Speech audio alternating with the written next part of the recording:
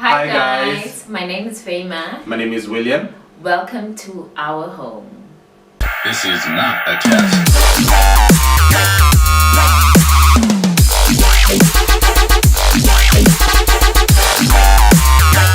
So we just want to start off by reading some of your comments.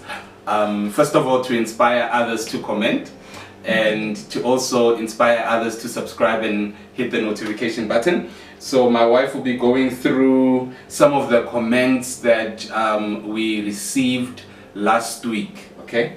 Okay. So I also want to add, thank you so much guys for the support and for the love. We honestly can't do it without you guys, and thank you so much for the encouragement. We really appreciate it. Okay, so the first comment says, I really love this episode. That's from my sister Virginia. Oh. Yeah, how about I had to say love? I thought we're not calling names and things like that. You can call names. Ooh. Doesn't matter. Okay. I just felt I had to comment on that. That's from my sister. Okay, that's from his sister. Okay. Then, okay, I'm already commenting only halfway through the episode. Galorata, and you're so real. Always remain authentic and loving towards each other, even as you grow. Thank you. I'm so proud of you and also amazed by the level of growth and maturity I see in you and your wife. May the Lord continue in blessing you and being an inspiration to young couples. Then it says, Manabamani, so proud of you. Love what you are doing. Please send me a list of the books you published and the prices. I'm a fan. Okay. Then we have this last one, but not least. I love this episode. Ha ha ha. I don't know if we were supposed to laugh, but she laughed. So yeah. We also love you guys. We also love your words. We also love your encouragements. Thank you so much. Thank you so much. Okay.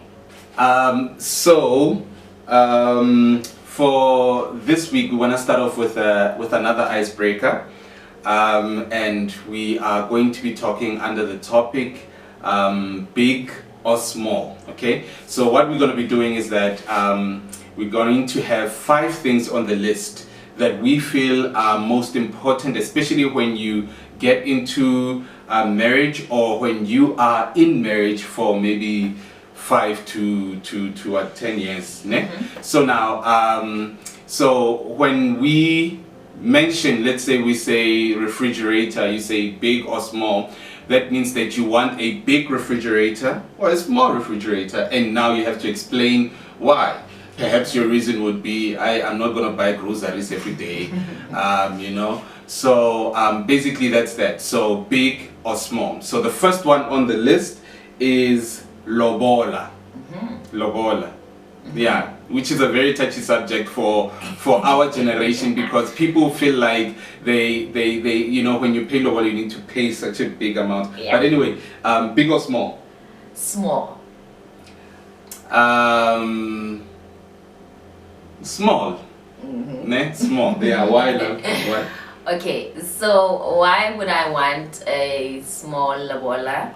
Basically, it's my understanding of lobola. Lobola is not about you know, a certain value that you are placing on someone, you know. So even if you were a billionaire or a trillionaire or 1,000-year, even if you were, I don't think I would expect, you know, 1 million for lobola. For what, you know? So basically with me, it's not a price to place on myself that I'm worth this much, you know. And I know that lobola is not about buying someone and things like that, because we are of greater value, you know. No amount of money can be placed on me, you know. Okay. So lobola is all about showing appreciation to your family and the coming together of families, you know. So yeah, so that's why I would prefer something small. Yeah, and for me, I had a conversation with a family, not family friend, but a brother from her side of the family this past weekend, and we were talking about lobola. What do you call it, mwenbeso? Yeah. And so forth. So what our conclusion was, the whole purpose of everything is to actually bring families together. Already we have two people that are in love.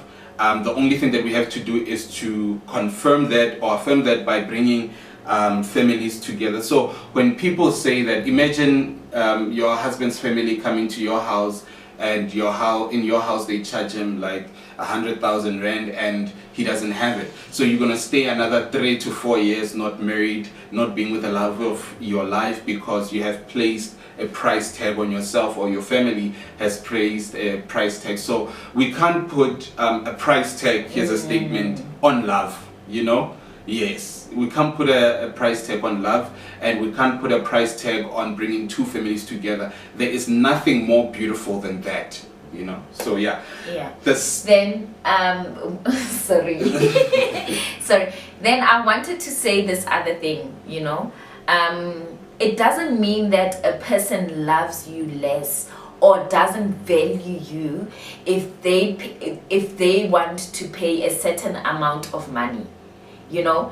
I know that with some ladies it's like, I can't expect an amount less than 100k. I can't expect I can't accept an amount less than 50, you know. I'm more of value than that and things like that. But at the end of the day, you know, the more it's all the more you place your value on money, then you will see how it will affect your relationship. It might not affect it in the beginning, but you will see as years go by, you know, how that particular thing, how that particular issue affects your marriage. Yeah, which takes us to the second one, because there are two other ones, the second and the third one, that actually, the second one, just one, that is a follow-up from the first one, which is wedding, big or small. My ideal wedding is small. I love small. I also like small. Let me start by talking, because if my wife talks, she's gonna take 4 minutes. So I like small weddings. Okay, I was talking to her mom or again our brother this past weekend. I don't remember, between the two, that I appreciate church weddings. I don't remember who was I talking to.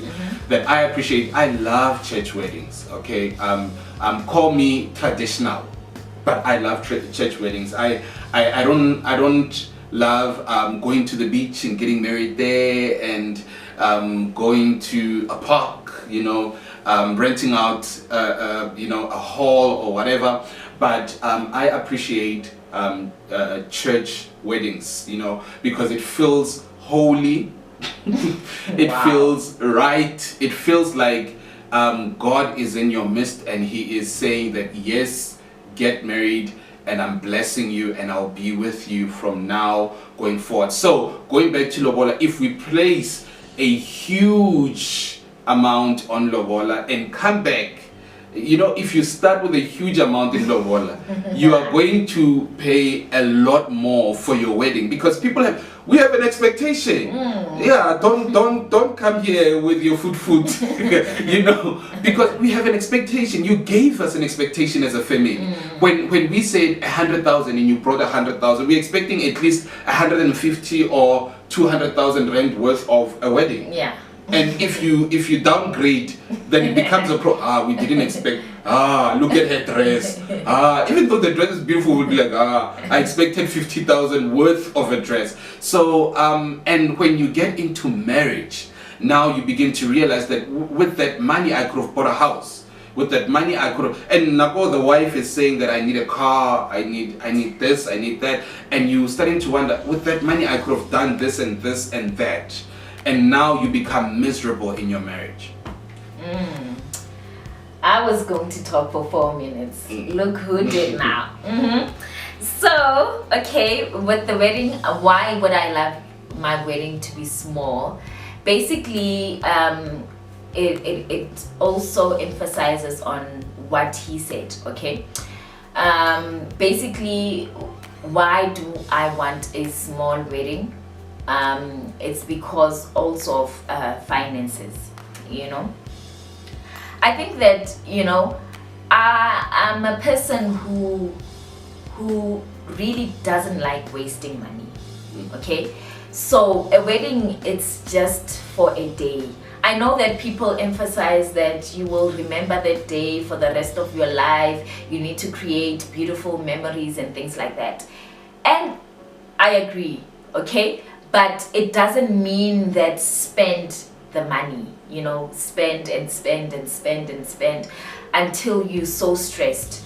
With me, I don't like spending money to a point where I feel, you know, so ashamed, like, wow, I spent so much money, you know, I could have done this with this money, I could have done that with this money, you know, that is of more, you know, substance, you know, because remember, we are building a legacy, right? We're not living for now only, you know, and the more we come with, you know, high expectations that are not realistic, you know, the more we become stranded as people, you know. So that's why I would want a small wedding that is, you know, very nice and affordable, you know, because at the end of the day, we're going to eat that food, and where is that food going?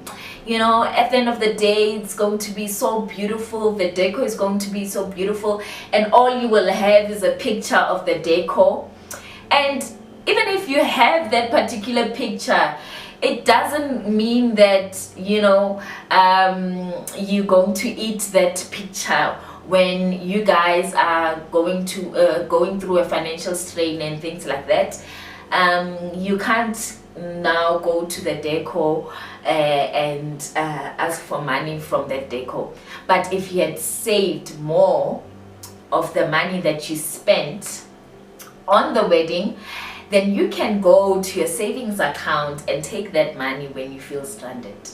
That's how I see it, you know. That's how I see it. Talking about money takes us to another one, which is money. Big or small? Money, yo, I want big money. I want big money, yeah. Yeah, I also think it's big for me. Well, because I love spending. She doesn't love spending, I love spending. And I spend on stupid things like food, you know. But yeah, I love spending, so I need big money, okay? So the reason I want big money is because I want to, I don't know, I want to feel like I've got big money.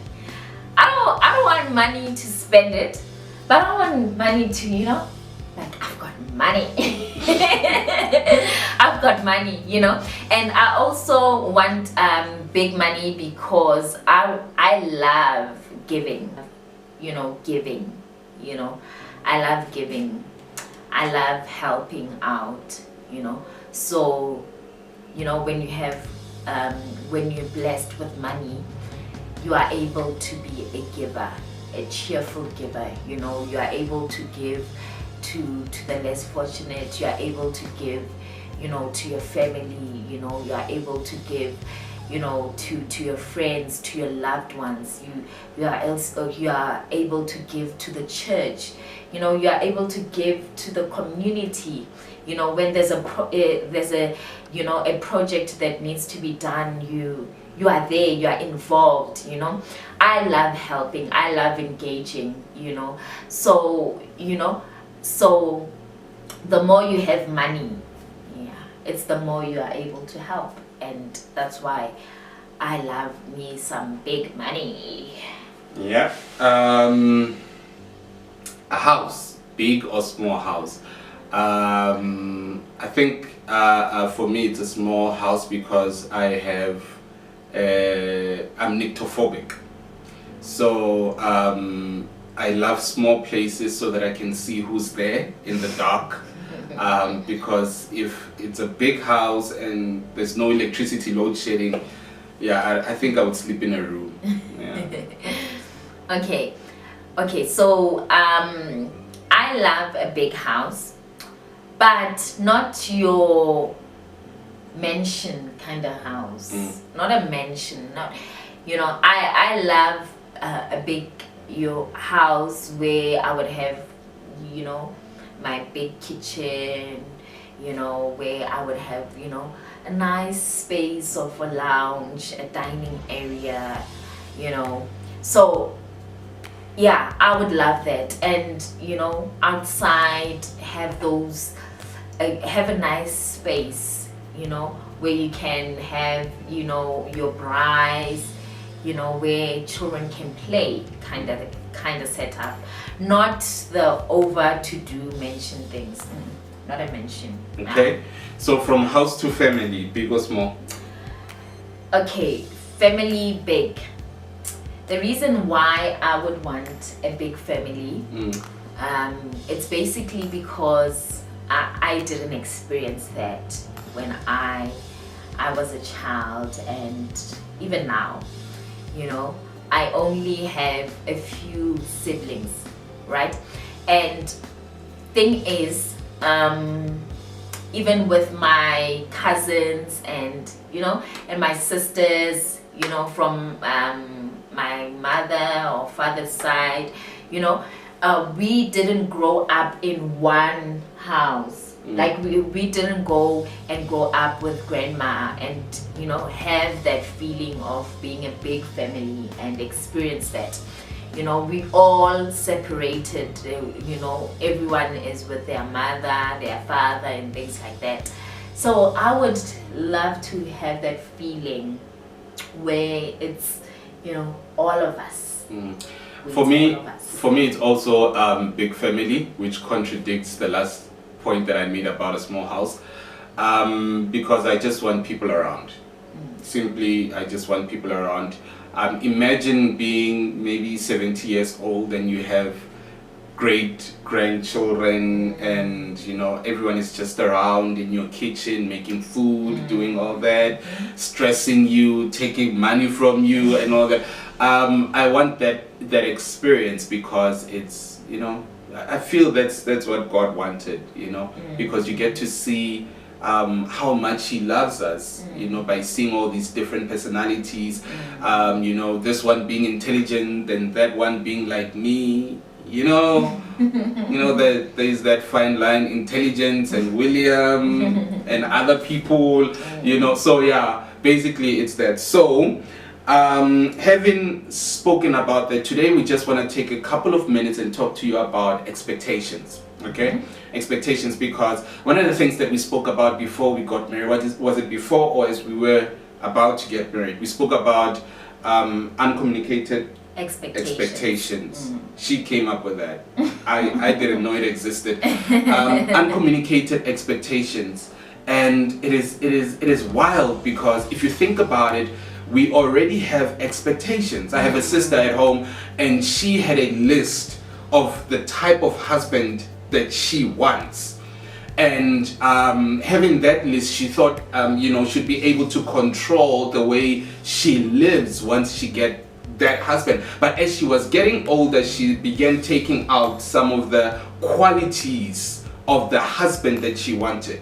Okay, so now that's the thing. We have expectations, and as you've heard with her, she wants a big house. I want a small house. So how do we come to a point whereby we agree and say that, okay, fine, I have this type of expectations. I just want a normal life, and you want a bizarre life. You want to be out there, you want to go out on dates, you want to do this, you want to do that, and I just want to be at home watching movies, you know, and all that. So how do we get to a common ground? You get me? So expectations are important, but at the same time, you need to be able to remember that your husband or your wife is a person, and as they were growing up, they also had expectations. And you hear people saying that men's expectations are one-sided. You just know when you get married, you know that your husband wants sex and he wants to go to work, you know, and when he comes back, he wants food.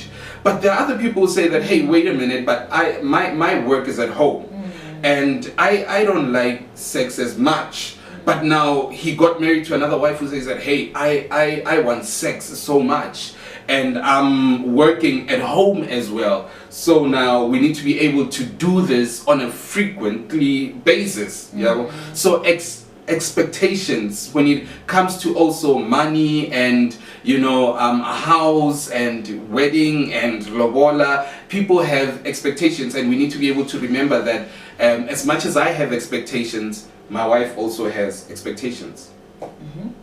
That's very true, and I want to touch on the uncommunicated part. You know, we generally don't communicate our expectations.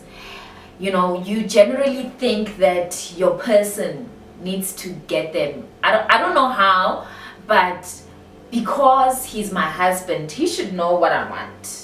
Why should I tell him what I want? He's my husband. He should know. He should know me by now, you know. He should know me. He should study me and see that, you know, I'm a person who likes this. I'm a person who likes that. And that is bizarre, you know. That is setting yourself up for failure, you know. You need to be able to communicate your expectations, because if you don't communicate them, you are basically bringing a strain in your relationship, you know. And you know, I wanted us to communicate our expectations so that by the time we are married, I can remind you, you can remind me that, love, remember I said this is my expectation, you know. And you get to see that sometimes your expectations, they tend to change, and they are basically changed by you as a person seeing that you know, this expectation is not realistic, this expectation is not practical, because sometimes our expectations, they are not practical, they are not realistic, you know. They are from a point of view of, you know, a single sunboard. Yeah, you know. And when you come together with a person, you get to see that, no, this is not feasible, you know. So you need to have expectations that are practical, that are realistic, and that are feasible, that we can work with together, you know. You can't now want certain expectations to be met that you did not even communicate, you know. And it's very important, because we need to talk about them. If love, if you were to lose your job, what can you expect from me? You know, if you can no longer, you know, make love to me, you know, what would you know, what would happen, you know? So we need to communicate all those things. They are very important. They are very important, because you know what, life happens, and we can, like, it's impossible to always it's impossible for your partner to always meet your expectations. So we need that mutual or common ground, rather, to say that, okay, I hear you, you want to do this, but let's be realistic. With the kind of job that I am doing, we won't be able to afford a mansion, So what can we do? Do you understand? Or with, you know, with the kind of finances that we have, we can't have a big family. You know, we can't have 5 kids on this income that we have. You know, so it's very important that you have expectations, that you communicate them, and that those expectations, they are realistic, they are practical. You look at your life, you look at your expectations, you weigh them. Does it make sense to have this expectation while my life is like this? You need to be realistic about it. So, yeah, I believe that, you know, when it comes to expectations, yes, you need to be able to communicate. And as people, we, like I always say, evolve. And sometimes you get to see some of the things happening in somebody else's life, and it becomes automatically your expectation without actually talking to your husband about it or your wife about it. For instance, I can see my friend driving a wonderful car, a beautiful car, and I start having a certain expectation that, you know what, at a particular month this year we need to be able to buy a car, and I forget about the main thing that we wanted to achieve for this year. So expectations, you know, are very crucial. They can even cause your divorce, you know. They can cause your divorce. You can be unhappy. I heard this guy saying that ignorance is bliss. Sometimes we find our peace in what we have. Sometimes we find our peace in what we have. Now, I'm not saying settle with what you have. I'm saying sometimes we find our peace in what we have. Once you begin to recognize the beauty of what you guys have, the child you have, the finances you have, and usually what I do is that I remember where we come from. You know, I remember where we come from. I look at where we are, and I have hope for the future. You know, once you live like that, you know, your life, you begin to have peace. You know, whether, you know, I'll be rocking in your house with a electronic BMW, you know, you wouldn't be insecure. You just say, congratulations, man, I'm happy for you, even though you're driving your Toyota, you know. So we need to be able to find that peace in our marriages. Find that peace in what you have, in your children's lives, your wife, your husband, your home, your car. And once you find that peace, when you grow gradually, you're going to ask yourself one day when you're sitting in, you know, 7-bedroom, from 2-bedroom to 7-bedroom in the space of, you know, 10 years, you're going to ask yourself, how did we get, wait a minute, what happened with our lives? How did we get here? It's the peace that you found then that propelled you to gradually grow. Yes, we are meant to multiply, but we are not meant to forcefully multiply. And there's a difference, you know, because in multiplying you take your time and you grow. But in forcefully multiplying, you begin to put your relationship with your spouse in a bad situation, whereby I'm expecting you to be pregnant by June. I'm expecting you to get a job by next week. I'm expecting a new car by next month. I'm expecting this. And once you do that, you wouldn't get to December. You wouldn't get to December. And as we close, expectations they shouldn't be one-sided. This is the reason why men don't go to what you call this, to see psychiatrists, therapists, and so forth, because when they get there, they feel like women will be speaking about their expectations, and they forget. See, I have expectations as well, you know. So expectations shouldn't be one-sided. They should be something that builds us. You know, love, looking at where we come from. You know, my expectation this is that we should get a house. Yeah. I'm looking at our finances. I'm looking at so I feel like if we move from an apartment and get into a 2-bedroom house, I think that will do. You know, and you're thinking to yourself, wait a minute, it won't strain our finances too much. So having a standalone house wouldn't be bad.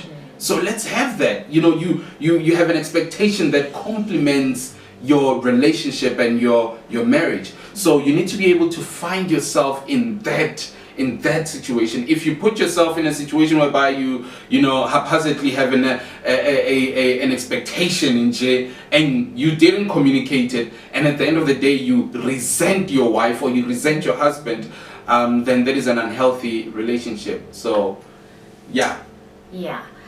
So I think we should have a part 2 about this, because I also want us to also talk about what were your expectations, Okay. and what were my expectations before we got married, and Okay. how is that working out currently, so that we can learn even more about this particular topic. Yeah, I agree, because sometimes when you grow up, when you become wiser, you feel like things are easy. You know, you feel like things are easy. You know, no man, you don't have expectations. Man, you should have expectations. You forgot that once upon a time you didn't. Okay, so thank you so much, guys. We will continue next week with this topic, because I feel Maybe like, next week we'll call it the Great Expectation. Yeah. because I feel like I also want to share more about this. Yeah, so thank you so much. So please comment what are your expectations, what were your expectations, Did your husband meet your expectations, You know? or your wife? yeah, Yeah. so that we get to learn and share with us. We want to know, you know, what is your take on you know, expectations, you know, and what do you feel about them? And Dubai qualifies as an expectation. It does. It's my expectation.